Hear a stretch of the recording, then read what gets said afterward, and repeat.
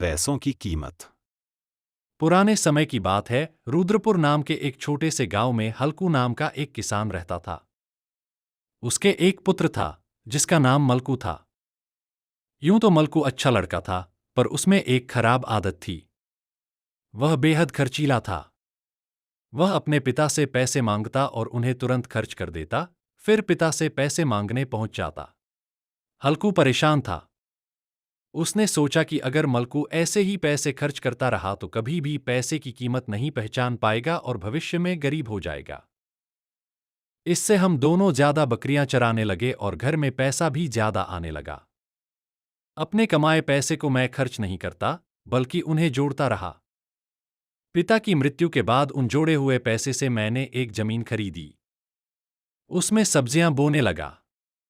उसमें से भी पैसा बचा बचाकर मैंने छोटा सा माकन भी बना लिया। बेटा, अगर मैं भी तुम्हारी तरह पैसे खर्च करता रहता, तो मैं भी आज दरिद्र ही रहता। मलकू पर इन बातों का कोई असर नहीं पड़ा। वह तो पहले की तरह पैसे खर्च करता रहा। एक दिन हल्कू को परेशान और उदास देखकर उसके मित्र ख्यालीराम ने पूछा।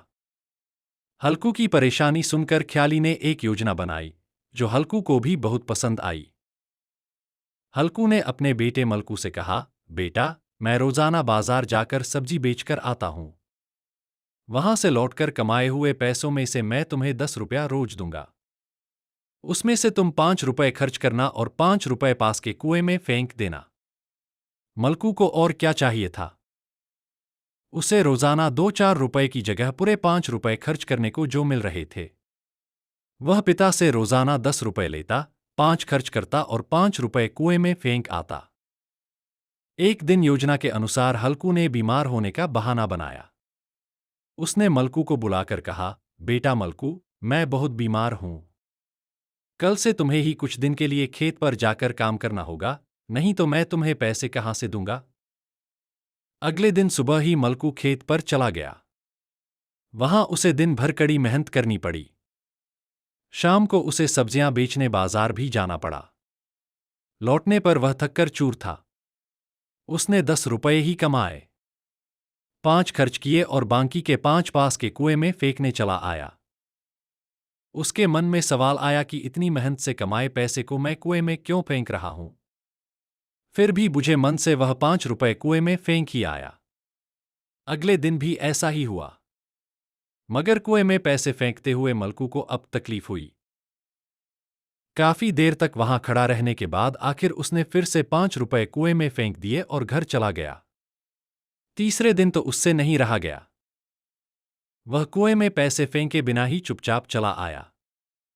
पिता हल्कू ने कारण पूछा तो उसने कहा, पिताजी, इतनी मेहनत से कमाए पैसे हम कुएं में क्यों फेंके?